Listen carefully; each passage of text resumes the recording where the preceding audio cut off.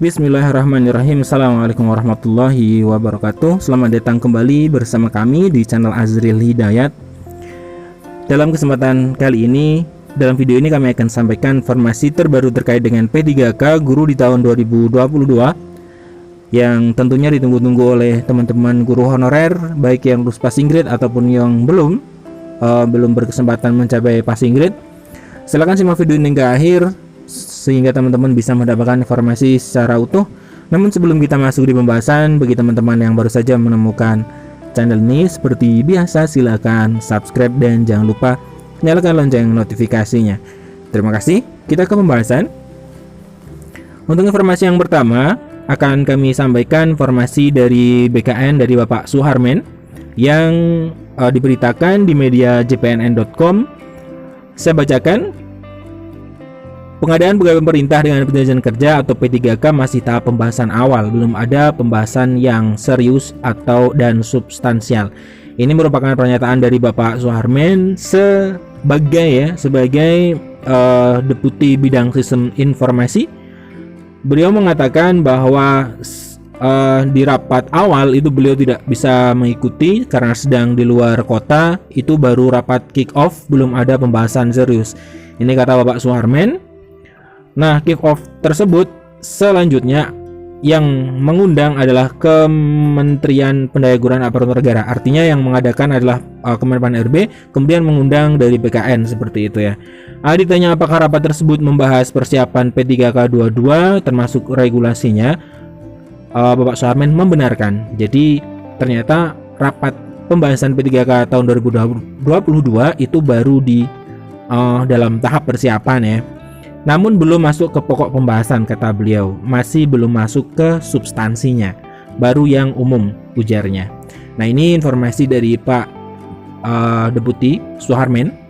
Setidaknya BKN sudah mulai memproses tentang persiapan pelaksanaan P3K tahap di tahun 2022. Ya, semoga ini bisa lebih cepat sehingga segera muncul regulasi dan kejelasan nasib guru honorer, kapan sebenarnya akan dibuka untuk P3K tahap 3. Maksud kami di tahun 2022.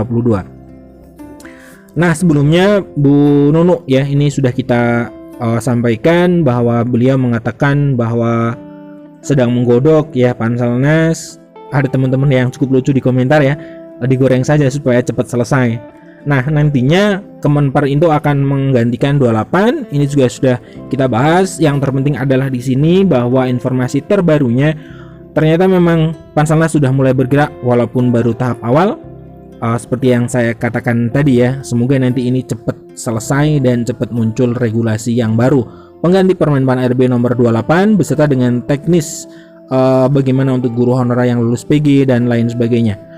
Nah, kemudian masih berkaitan dengan hal ini, perlu teman-teman honorer ketahui bahwa ada daerah yang mengusulkan formasi daerah yang paling banyak di antara daerah-daerah lain yang formasi yang disediakan oleh Panselnas. Nah, di sini saya ambilkan dari ayubandung.com ya, bahwa ada 7 provinsi yang mendapatkan formasi terbanyak. Yang pertama itu Jawa Barat, ada 143.159, Jawa Timur 78.920 formasi, Jawa Tengah 69.794, Sumatera Utara 59.223 formasi, kemudian Riau 33.069 formasi, Kalbar 31.352 dan Sulawesi Selatan 28.613 formasi. Nah, ini adalah 7 formasi yang mendapatkan 7 daerah atau 7 provinsi yang mendapatkan formasi terbanyak di pelaksanaan P3K Guru di tahun 2022 maksud kami. Ini baru formasi yang disediakan oleh Panselnas. Nah, ketika daerah itu mengusulkan maksimal, saya yakin guru honorer lulus passing grade itu akan mudah untuk mendapatkan formasi di tahun 2022. Nah, sebagai contoh formasi pemerintah daerah yang secara jelas memiliki komitmen untuk memperjuangkan guru honorer. Salah satunya adalah pemerintah daerah di lingkungan Provinsi Jawa Tengah, yaitu Batang ya, Pemkab Batang. Ini adalah kabupaten di salah kabupaten di Jawa Tengah ya. Nah, Batang itu mengusulkan banyak formasi P3K tahun 2022, mayoritas adalah untuk guru. Nah, ini contoh pemerintah daerah yang memang memiliki komitmen besar untuk menyelesaikan isu honorer ya. Nah, kami bacakan bahwa Pemkab Batang, Jawa Tengah telah mendata kebutuhan pegawai pemerintah perjalanan kerja tahun 2022 hingga tenaga teknis yang akan diusulkan ke Kemenpan RB.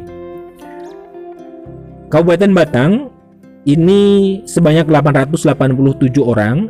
Dia juga memastikan Batang di tahun 2022 tidak melakukan perekrutan CPNS. Nah, kami sebelumnya sudah merekrut P3K guru, kemudian di tahun 2022 usulkan 877. Dia merinci 820 untuk tenaga guru dan 42 teknis medis dan 35 tenaga teknis.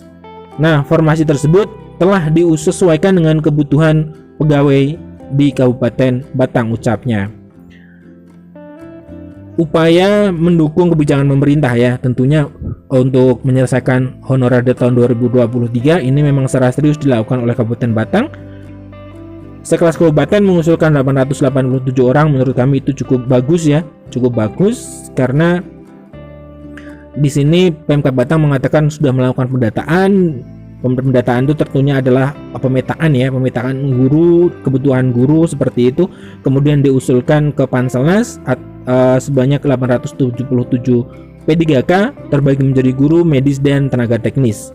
Nah, semoga nanti pemerintah daerah ya yang lain itu memang memiliki keseriusan tentunya di tahun 2022 seperti Pemkab Batang ini yang mengusulkan cukup banyak formasi di tahun 2022 tentunya untuk mendukung program pemerintah yaitu menyelesaikan isu honorer. Di tahun 2023 sudah tidak ada honorer lagi di instansi pemerintah ya, semuanya sudah menjadi ASN. Nah, kemudian usulan rekrutmen P3K itu juga telah disesuaikan dengan kemampuan anggaran daerah sebab honorer mereka nantinya akan dibiayai oleh APBD. Semestinya gaji P3K masuk di AU, tapi praktiknya tidak ada penambahan DAU dari pemerintah pusat.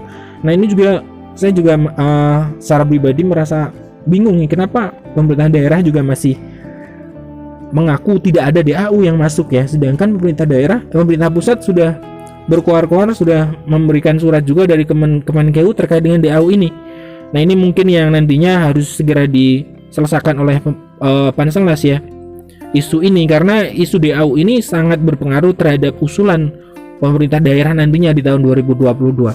Walaupun formasi yang disediakan Panselnas banyak, ketika isu DAU ini belum clear, tentunya pemerintah daerah juga enggan mengusulkan maksimal untuk formasi yang disediakan oleh pemerintah pusat.